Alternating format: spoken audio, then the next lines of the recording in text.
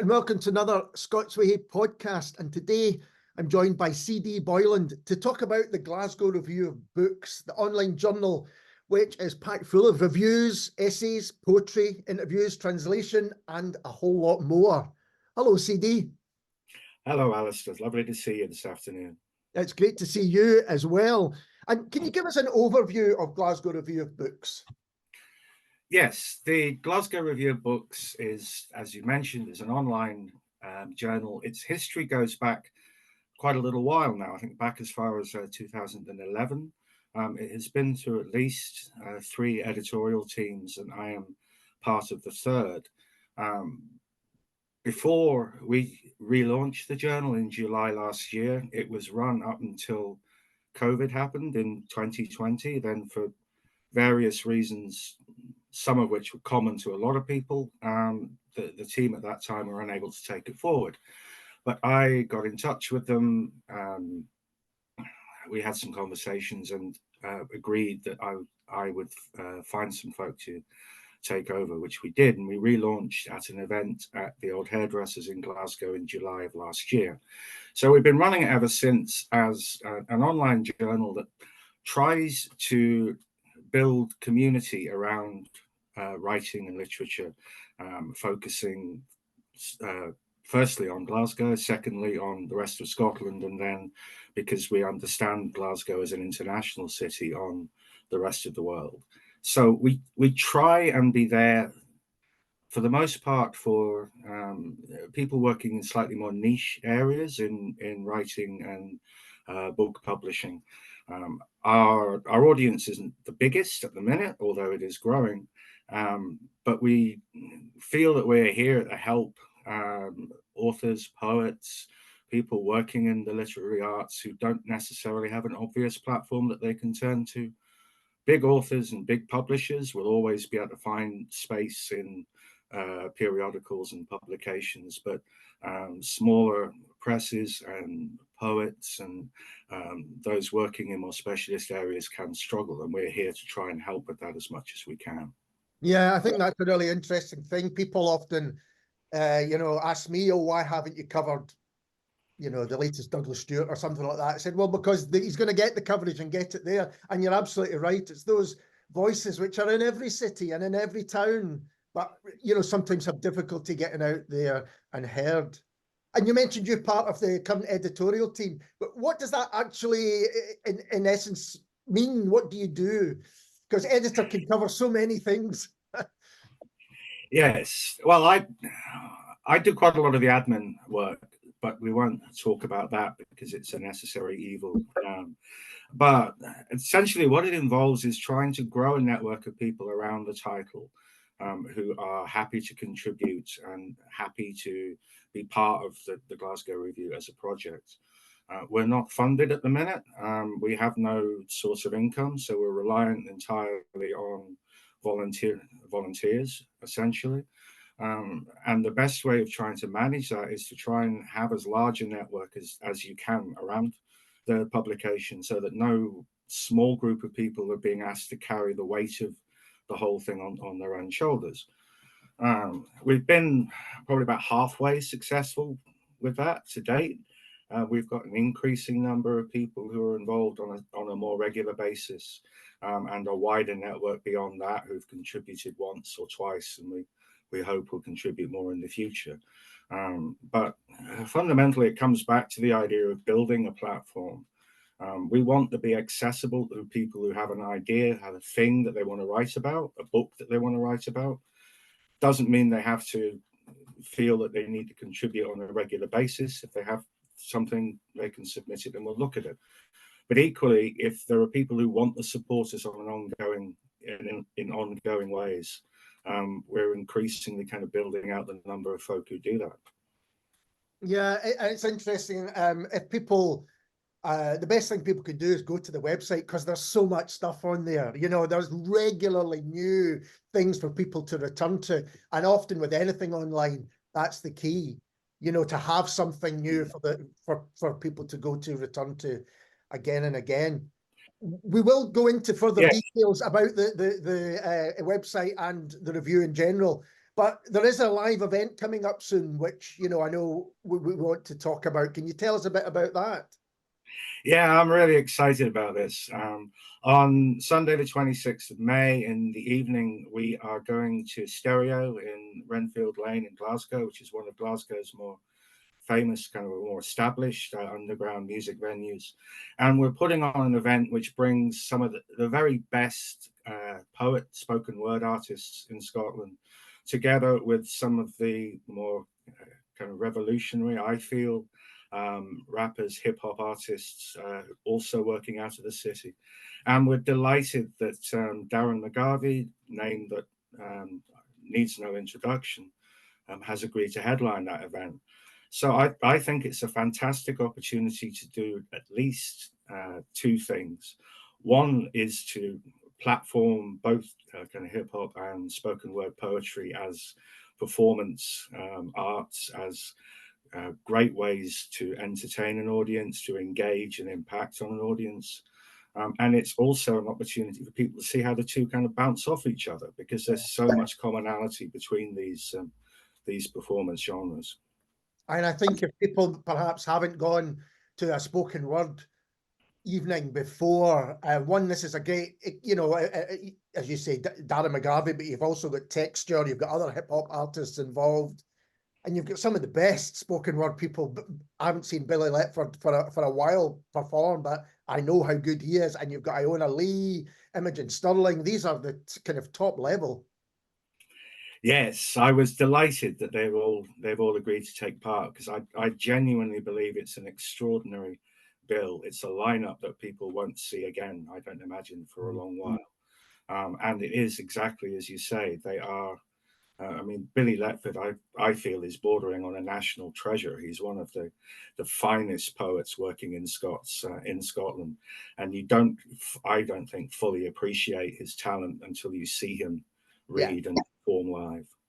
Absolutely right. We got him on the podcast many years ago now, when I was when it was done round a kitchen table, and he performed a couple in front of me, and you're just like, yeah, he is. You're absolutely right. A national treasure is a great way of putting it. And he had a new book out just last year, so it's a chance to kind of hear stuff you may not have heard previously. Similarly, I think Darren McGarvey's got new music coming out, which we may hear. I don't know. Yes, he's got. I think it's something of a multimedia project, but he is going to be releasing a new album as part of that, and he will be previewing that that on the night on the 26th of May. And I think, again, it's an opportunity perhaps for some of his audience to see him in ways that maybe they hadn't previously. We're becoming more and more familiar with him on our television screens and to some extent in print. But his background is in the hip hop community. It's something I know he deeply cares about, and very, very pleased that he's agreed to take part in this. And it's going to be hosted by Kevin from Loud Poets, Kevin Mclean from Loud Poets, yeah? Yes, because I wanted to have as little to do on the night as possible. So Kevin, Loud Poets, very, very well known on the spoken word scene. Kevin is a consummate professional host of live events. So I thought if I were able to hand it over to him, then I can just kind of stand at the back of the room and enjoy myself. Yeah, when you're putting on these nights, that's what you want to do. And it's a fantastic lineup, and it's going to be a cracking night, but it does focus the mind, I think, on the absence of I Write this year. You know, this is the kind of event that they may have had done, you know, previously. And of course, it's not happening this year. And I just wondered what your kind of feelings about that were. Well, first and foremost, the same as everybody else's, I think, which is that Glasgow is Scotland's largest city. It is arguably the cultural motor that drives much of the arts at some levels in Scotland. Glasgow should have a book festival with international standing, and it's both shocking and disappointing that I Write is not going ahead this year. We had the Glasgow Review of Books had some contact with the organisers of I Write prior to the announcement, and it's no coincidence that we were planning on running this event at the same time as I Write. It's I find it quite surprising that we are still standing, and they're not. It feels like a strange reversal of what you think the way of things should be, but that's what it is, and that's where we are. Yeah, I know that there were a lot of events kind of already in place, and you know, it's great to hear that some of them at least may still be happening on. But it did make me think about the reliance of the arts across the board on funding and how problematic that can be. And is that you've mentioned that there isn't funding at the moment, Glasgow Review of Books. What's your experience of even the process of that? It's a, I know from my background, it's a difficult process to say the least. My experience has been that it has been extremely difficult to find public funding for not just for the Glasgow Review, but for other things that I have been involved in. I don't know a lot about the ins and outs regarding iWrite, but I know some of the things that everybody knows, which is that the event, to an extent, was run out of Glasgow Life. And one of the things I think that concerns me is that it looks a little bit like evidence of a kind of falling between the cracks in what Glasgow Life could support and what Creative Scotland felt able to support. And the festival has suffered as a consequence. And I suppose one of the questions in my mind is, iWrite, for example, as far as I'm aware, doesn't have somebody in what you would say was called an artistic director role or a director role.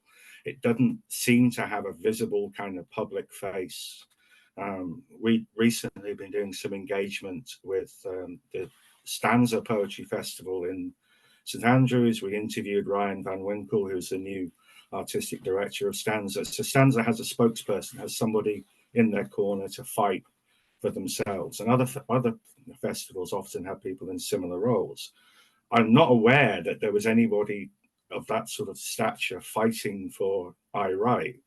And it may not have helped that they didn't have that kind of structure, or they didn't have somebody in a kind of public face, a very visible public role to say, this is why this needs to happen.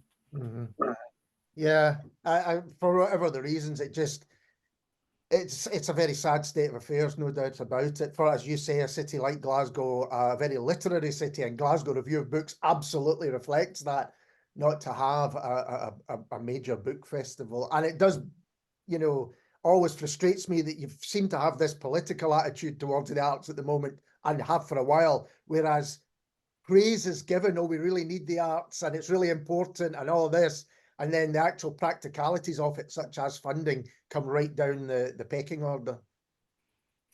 Yes, I mean, we try and stay out of political debate as much as possible, because we're a small publication. We could use up a great deal of time and energy if we engaged in that.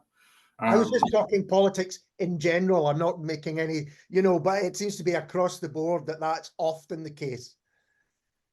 Yes, no, I agree. But I think one of the things that we save ourselves from by not getting too much into that is that we can maintain a focus on just getting the thing done. Yeah, sure. Which is what we've been able to do so far, and it's what we've been able to do with our event on the 26th of May. Yeah, absolutely. And one of the things you've mentioned is that you aim to be as accessible as possible.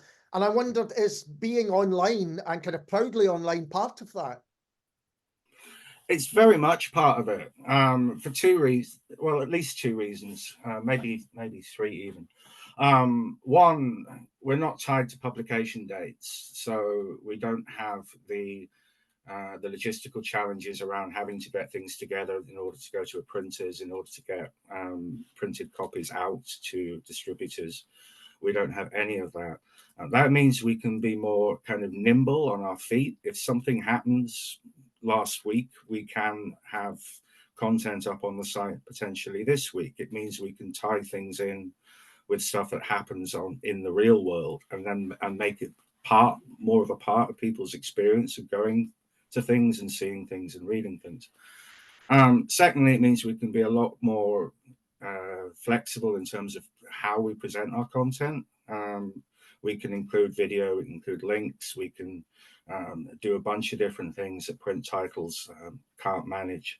And it means that we're always here if people have things that they want to write about. Our contact details are up on the site, up on our social channels. If you had an idea before you went to bed tonight and thought that would make a really good review or article, send it in to us tomorrow morning and we can have a conversation about that straight away, rather than having to wait until the next window opens or the other things that print publications are tied to.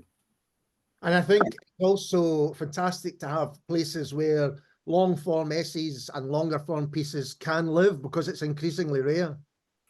Yes, because it doesn't cost us anymore, which is a big help. And one of the things that surprised me slightly since I moved into this role is that I think there's a general preconception, particularly online, that people will only have limited attention spans. They will only read 400 words before they go somewhere else or whatever. Our site analytics show that most of the time, in our case, it's the opposite. People are actually really quite keen to look at longer stuff. If it's, if it interests them, they'll read all the way through. We published an inaugural Robert Burns essay, which was around about 11,000 words on Burns Night on the 25th of January, which I wanted to do because I felt it was important and it was contributing to Burns scholarship. But I felt we were accepting a degree of risk in that people would just not want to engage with something that was that long. And but they did. It became one of the most read articles on our site for a while. So I think there is a real, it goes back to what I was saying a little bit at the beginning, which is that we're trying to give a voice to writers who would perhaps struggle to have their work reviewed in other places. And the converse of that is that we're trying to engage an audience who perhaps aren't finding this kind of content anywhere else. And if you can do that reasonably well, I think people really do have an appetite to lean into it and to read longer pieces and enjoy them.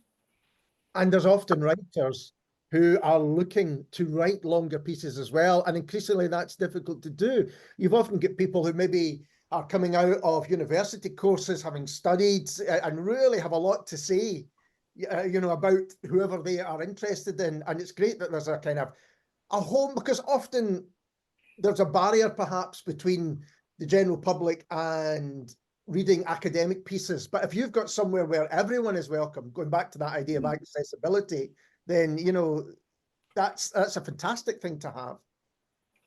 Yeah, and we try and find a middle ground across the board between a kind of academic interrogation of writers and writers' books and a kind of general reader way of kind of level of discourse, which I won't claim we've fully succeeded in yet. I think we are getting better at that sort of sweet spot. We don't treat people as though they have to have everything explained to them all of the while. But equally, we're not afraid to be quite obscure at times in what we write about. Yeah, and part of the thing about having so much content is that there is something for everyone there, really, I mean, there's some fantastic poetry, for instance, that, again, somewhere where it's maybe difficult for people to find a home. Yeah, and I think one of the great, the most valuable things about our site is it's all there. It's reasonably easy to search through. The site is quite powerful in terms of keyword search, but it's also organized by poetry, by fiction, and in other ways.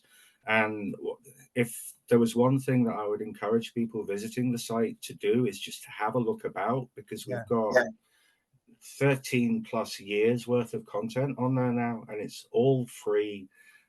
It's not quite, but it's a little bit of a mini library in itself, and growing all the time. It's a great resource, actually, for people who want to maybe find out more about something, and online resources in Scottish writing, it's still not a huge thing, you know, that's still, you know, constantly evolving. Yes, yes. And again, we can see when people come onto the site, about half of them generally read the thing that they've come on to read, and then go off and look at other things as well, which I'm very pleased about. Yeah, it's definitely a site you can get lost in. There's no doubt about it, and suddenly find that 2 hours have passed and that you're still reading on different things. And you mentioned, I'm just thinking, it's to some people it'll be a very different way of working, and you kind of mentioned that you're right across social media. And is that side of things increasingly important, getting the word out there, letting people know that you're there? And it's like, but the problem with that is it's a constant thing. The problem is that it's a constant thing, and again, it's one of the unseen things that takes up a lot of time for the team. All of these things require work, and they require focus and attention. But social media, first and foremost, is a little bit of a necessary evil in 2024. Secondly, if we want to be accessible, we have to accept that people won't automatically hear about us. So we need to find ways of reaching them. And social media is the least worst way of doing that. But thirdly, we want, to an extent, I think, to create a presence for ourselves. So people will see some of our posts on social media, and they might not immediately see something there that they want to click onto or they want to visit, but they will have an impression that we exist and who we are. And hopefully in time, a week later or a couple of weeks later, they'll see something else and they'll think, now this time, this is something I actually want to engage with. So we do it for those reasons as well. It's a little bit of an investment in our in awareness of our title. Keeping in the consciousness of people that are, you know, are interested, but, you know, I've seen that once, I've seen it twice. I know it's all these things that people don't realize have to kind of be ongoing. But following on from that, I was wondering how you feel the landscape of Scottish writing more generally has changed over the last few years, perhaps since you've been involved with Scots Review of Books and before that. Because, you know, every area of the arts, whether it's music, whether it's theatre, I've just done a podcast for a dance theatre group, the engagement is done in different ways now. And I think that's what you're trying to look at with the Glasgow Review of Books. No, yeah, it absolutely is. I mean, my specialism is poetry. I came into this as a poet. I published the first collection with an Edinburgh-based press called Blue Diode Books last December, poetry collection called Mephistopheles. So most of my impressions are about how poetry publication has worked since I started getting involved in that world about 6 years ago. And I have to say that there's a disconnect. There's probably a level at which people are broadly perceived to be quite successful. And I could cite Push the Boat Out Poetry Festival in Edinburgh, people like Michael Pedersen, people like Billy Letford, as well as the sort of more established, the sort of patron saint of Scottish poetry, of course, Liz Lockhead. You know, so there are a number of names, and I'm talking specifically about poetry, but it's probably true of other genres as well, which kind of exists at or around the level of a general public awareness or consciousness. But then there's quite a big gap.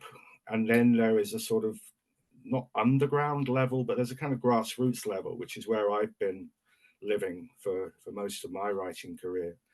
But that grassroots level is sometimes really very interesting, very exciting. It's where a lot of the live events live, that go on week by week, which we try and support through the GRB and in other ways. It's where people can often get their first introductions to writing and specifically to poetry. They can go along to an event and they can start thinking, actually, this is something I can do. And it's where some of the more kind of niche and therefore interesting voices often live, which again we've been trying to support through the GRB as much as we can. And the thing that's probably changed in my experience is that that gap in the middle feels as though it's getting emptier and emptier. Because I think, and again, this loops a little bit back to questions around things like public funding. It becomes increasingly harder to live in that middle unless you're able to self-fund or self-support in some ways. You can manage at a grassroots level because you'll usually be doing other things with the majority of your time.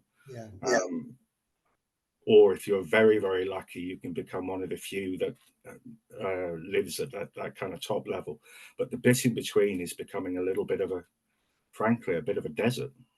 Yeah, that is interesting. I was thinking about the areas which I feel have really improved in recent times in kind of Scottish writing. I'm thinking of spoken word, which we've mentioned, the areas of translation. I think there's more translation happening than ever before.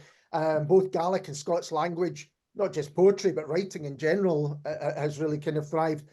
But often they're relying on independent publishers, and there's been a kind of thriving of independent publishers, but it's so, having spoken to many of them, it's increasingly challenging as well. Yes, I mean, poetry publishers live in a world where if you manage to sell 150 books, then you've done reasonably well. So all of them, people like Rob Mackenzie, who runs Blue Diag Press, Duncan Lockerbie, who runs Tapsell Thierry, Sheila Wakefield, who almost scaffolds half or more of the Scottish poetry scene on her own through Red Squirrel Press. The reason that they're still around is because they have learned and evolved to adapt to this kind of economic climate. And one extent that's a good thing because they carry on doing what they do through good and bad. To another extent, it's not as good a thing because it kind of builds the economic limits into what you do. Yeah. That's the economies of it that's a whole different podcast on its own, but I think it is really an interesting idea. And again, it's interesting that it's the Glasgow Review of Books, as you've explained. It goes out from that, it goes nationally and then internationally, which is a really good thing. I've been reading a lot of interesting Glasgow novels recently in particular, and I was wondering what you feel about how writing about a place, and let's say Glasgow, because that's what we're talking about, changes attitudes to it, not only for people who live there, but for people from outside as well. Is that something that you believe in? It's something I believe passionately in, I have to say. I take to heart, I'm probably not going to quote this accurately, so forgive me, but the famous lines from Alistair Gray's Lanark, where Duncan Thor talks about Glasgow not having a life in the imagination. He said, nobody imagines living here. I'm missing, I haven't got that quite right, but I don't know if it's possible. I don't know how long it would take, but one of the things if I felt that the Glasgow Review of Books was contributing in any way to the city, it would be to make it clearer to people that actually there is an extraordinarily diverse and fascinating imaginary version of this city that exists through its writing. And it's not the one I think that most people think about when they think about writing about Glasgow. If I have one kind of enduring disappointment, it's almost the reflexive way in which when people look at books about Glasgow, they tend to default back to the no means city kind of stereotype. And there's no arguing that the market for that exists, and as long as there's a market, people will want to produce books for that audience. But there are a huge range of imaginative versions of Glasgow out there in fiction. Point which has obviously been rammed home this year by the Poor Things film and the attendant kind of discussion around the absence of Glasgow from that film. Yeah, well, absolutely. But there's a great example of a Glasgow novel that absolutely breaks the types of stereotypes. I noticed that you've got a review on the website of Sarah Sheridan's Secrets of Blytheswood Square, which I'm just reading myself at the moment, which does exactly that. Goes to places in the city and about a time in the city that is rarely written about. And there are so many examples out there, you know, if people think it's just gritty and grime, you know, Laidlaw, and Laidlaw's a great book, but you know what I mean, that kind of crime fiction thing. There's so much more going on. And I think having a review of books which allows people to write about those books is a great thing in itself. Yeah, I mean, I personally am continuing a little bit of a theme through some of the things that I'm putting forward to be published on Glasgow Review, which are, if you like, Glasgow underground writing. We published an interview with a young man called Chris Kelso a little while back, and I think I revere Chris. I think he's an absolutely fantastic writer. He's not based in Glasgow itself. He works as a teacher in Ayrshire, and his work isn't to everybody's taste. He lives in a sort of even more twisted kind of Lovecraftian horror kind of multi-genre type space most of the time.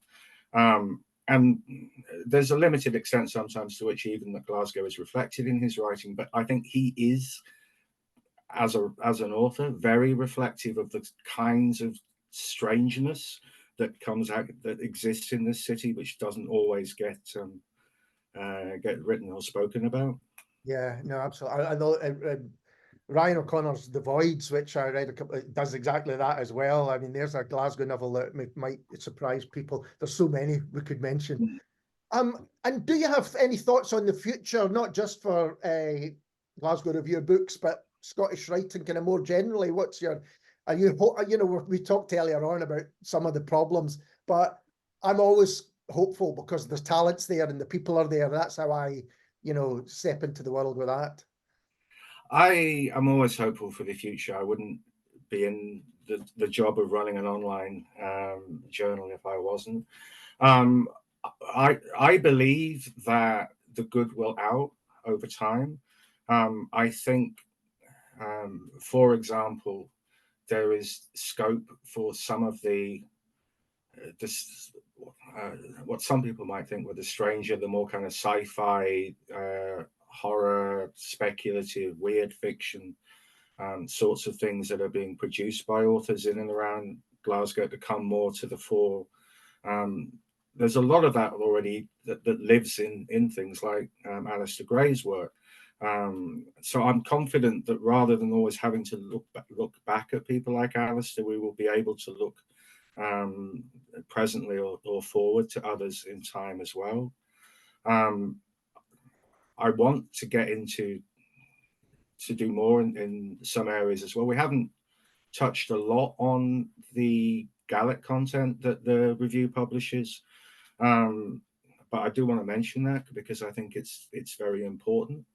We regularly publish content in Gaelic. We don't translate it because we believe that Gaelic deserves to be written about in Gaelic. And I hope to be able to do more with that and to be able to platform that more.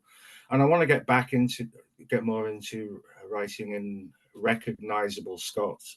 Recognizable is probably a terrible word for an English person to use in that context, but I would like to platform Scots language more.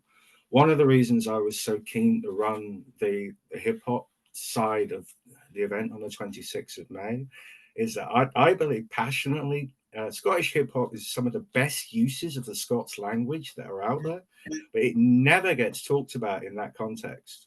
You have Scots Language Awards, you have quite a lot of sort of cultural focus on maintaining and promoting Scots, and people like Darren McGarvey, maybe on the author side of his working life, perhaps get considered in that.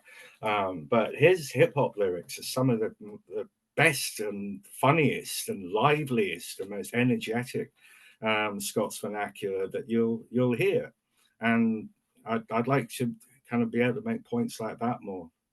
Absolutely. It's an area which is thriving, but still is almost underground. So the people that were involved in it, you know, are not just passionate about it, but they're doing it incredibly well. If anyone listening wants, there's a new album by Steg G and Freestyle Master out just now, which is amazing. Unfortunately, I can't play any of it on the radio because of the language. But, you know, these people, as you say, there's a mastery of what they do, because you need that mastery in hip hop. And the event at Stereo will really showcase that as well. I sincerely hope so. In fact, I know it will. Yeah. Maybe give people some details again off the night so that it's fresh in their mind. Yeah, thank you. So it is on Sunday, the 26th of May. Tickets are available via our social channels.